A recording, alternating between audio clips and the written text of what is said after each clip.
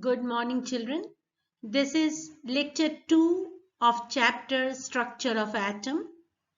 In this lecture, we will study about the Bohr's model of atom and followed up developments. Shortcoming of Rutherford's model of atom. Rutherford's model of atom cannot address the stability of an atom. Electrons are much lighter as compared to the protons and nucleus as a whole. Since electrons are rotating in high speed in the orbit, they should fall on the nucleus. Because suppose this is the nucleus and the electrons are revolving in the orbit. So in this case, it should fall in the nucleus like this. Okay, like this, it should fall in the nucleus. But it is not happening. Okay, they should fall on the nucleus and the atomic structure should collapse. However, in practice, this does not happen. So Rutherford's model of atom is unable to address the structural stability of atom. This necessitated yet another model which could address this.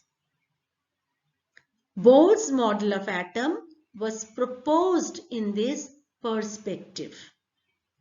This is also called as the modern model of atom. Bohr's model of atom. In 1913, Niels Bohr proposed a new model of atom in which electrons in an atom are arranged in concentric circular orbits around the nucleus.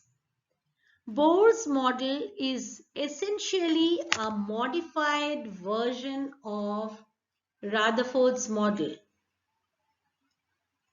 The main features of Bohr's model of atom are: number 1, an atom comprises 3 subatomic particles, electron, proton and neutron. Number 2, the nucleus of an atom comprises proton and neutrons, collectively called nucleons. You know about it.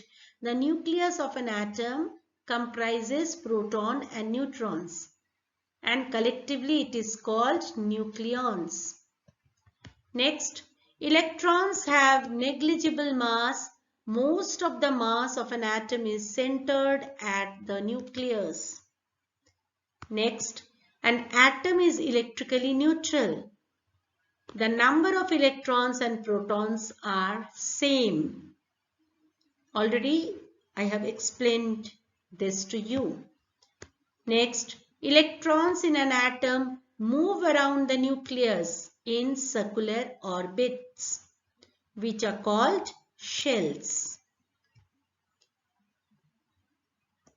Next point, this orbit or shells are also called energy levels, as each shell has an energy associated with it. Each shell is having a particular energy. The orbit nearest to the nucleus is called has energy E1. Next orbit is E2 and so on. The shell nearest to the nucleus has the lowest energy and the one farthest from the nucleus has the highest energy. That means suppose this is the nucleus and this is the first shell and this is the second shell. So this first shell is having the energy E1. The second shell is having the energy E2 and so on. And this E1 is having the lowest energy. And the shell which is farthest from the nucleus is having the highest energy. Next is the shells are also designated as KLMN. That means suppose this is the nucleus, this is one shell, this is second shell, and this is third shell. This first shell is known as K, the second one is known as L, and the third one is known as M, the fourth one is N, like that. Okay. As long as an electron remains in an orbit, it does neither lose nor gain energy. If it is moving in a particular orbit, it neither lose nor gain any energy.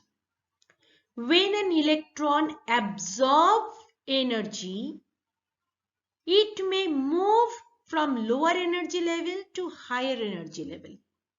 That means, suppose an electron is moving in L shell, somehow it is absorbing some amount of energy, it can move to M shell. In that case, if it is absorbing some amount of energy. And similarly, when an electron loses energy in the form of emission, it is emitting energy, sometimes it happens, then it may drop down from higher energy level to lower energy level. So just the reverse of the previous one. Suppose an electron is moving in M shell and it is emitting some amount of energy, then it may drop down from M shell to L shell. Okay, because M is in the higher energy level than the L. Next is the transition from one energy level to another through absorption or emission of energy takes place only when absorption of any emission involves a definite amount of energy. This is happening only when the electrons, they're absorbing a definite amount of energy or they're losing a definite amount of energy. That particular definite amount of energy is known as quantum. There's a new word, quantum.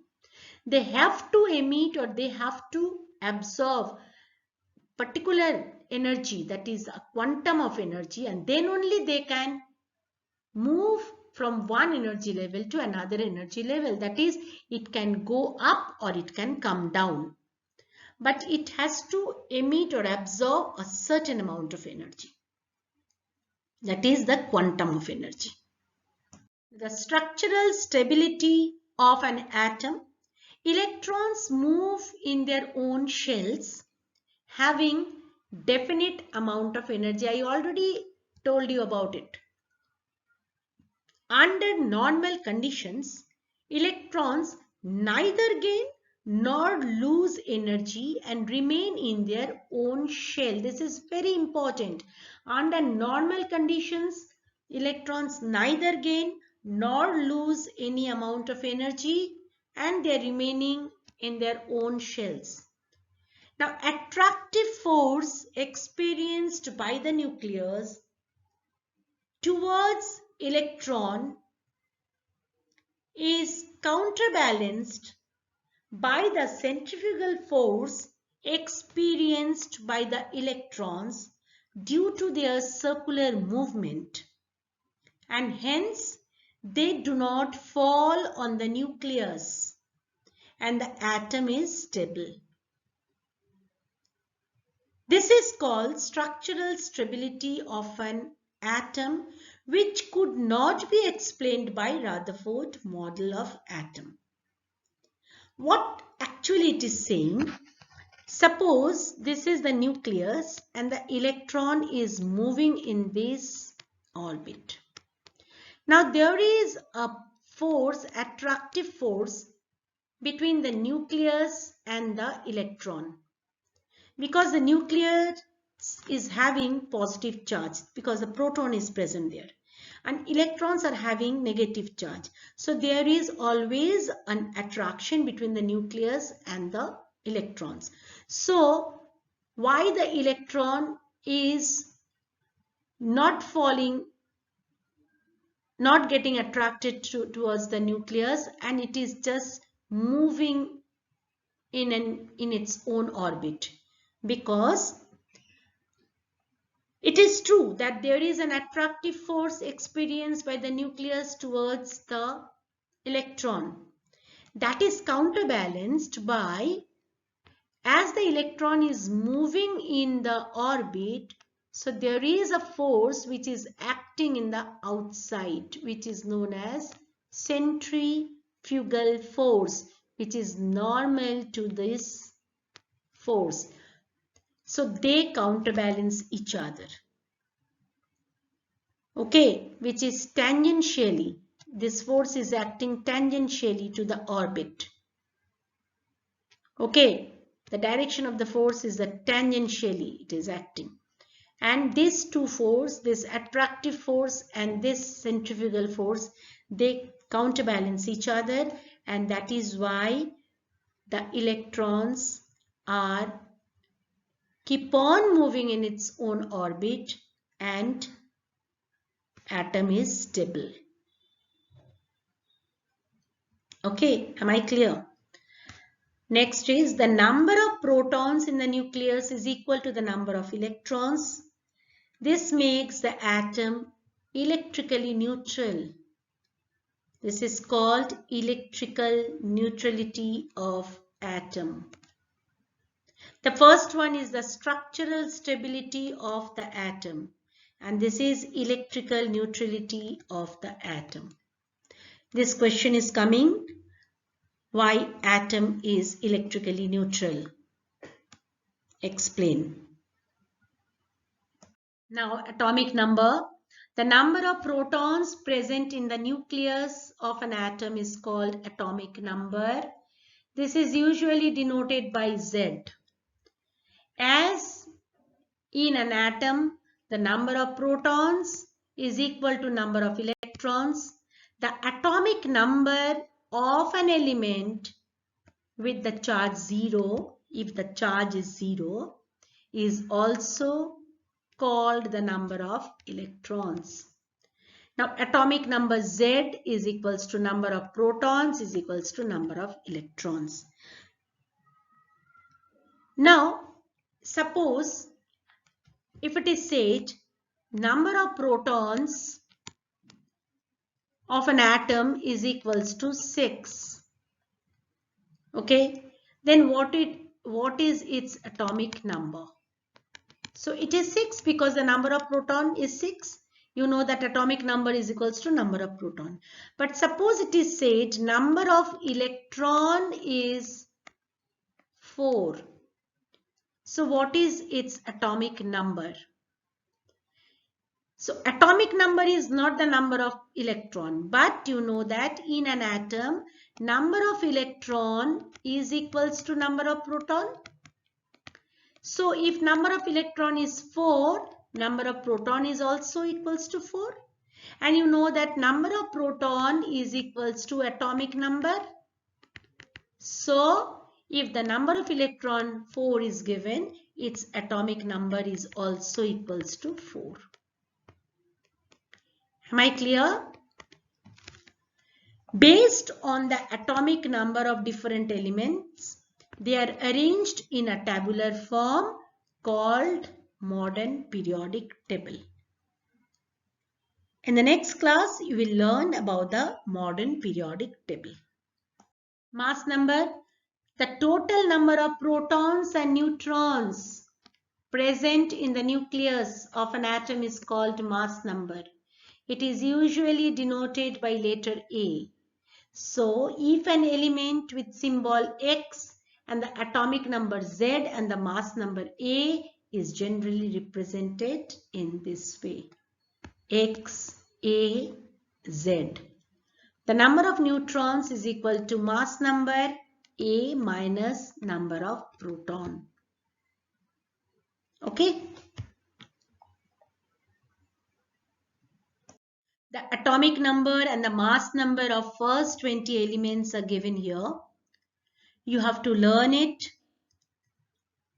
You know about it. You have already done it. the atomic number and the mass number of first 20 elements is just a repetition of the last class. The atomic number hydrogen is 1. The atomic number of helium is 2. Atomic number of lithium is 3. Like that, beryllium 4, boron 5, carbon 6, nitrogen 7, oxygen 8, fluorine 9, neon 10, sodium 11, magnesium 12, aluminium 13, silicon 14, phosphorus 15, sulfur 16, chlorine 17, argon 18, potassium 19 and calcium 20. So you have to learn the symbols also. I'm just writing the symbol here. Hydrogen is H, helium is He, lithium is Li, beryllium is Be, boron B, carbon C, nitrogen N, oxygen O, fluorine F and neon Ne. Sodium Na, magnesium Mg, aluminium Al, silicon Si, phosphorus P, sulfur S, chlorine Cl, argon Ar, potassium K and calcium Cl. Now, atomic number is very easy to remember, but the mass number is little difficult. So, the first one, hydrogen, is a special type. Atomic number is also 1, mass number is also 1. You have to learn that. Now, I'm just giving you a trick to remember the mass number from atomic number. If the element is having even atomic number, the mass number of that element, just double it. See, helium is 2. It's an odd even number. Just double it. It's 4. Come here, see oxygen. It is an even number. Its mass number is just double, 16. See neon. It is 10. Even number. Its mass number is just double, 20. Okay. Now, if the atomic number is odd one, it's an odd number, then the mass number will be double it and add 1. Double plus 1. Just see here. See for lithium 3.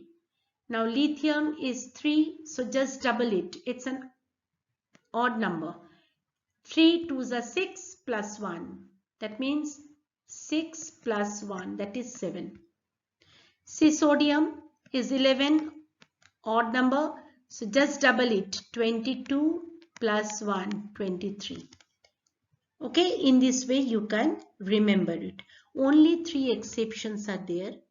The first exception is beryllium. I'm just showing it with the green color.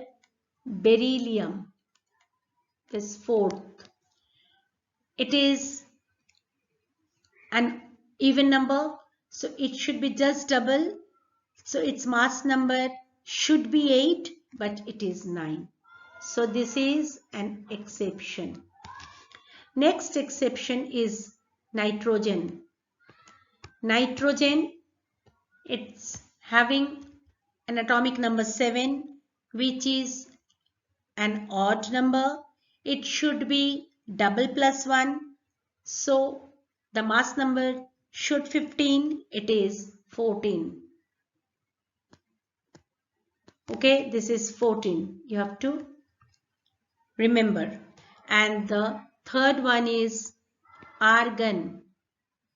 See, argon is having atomic number 18.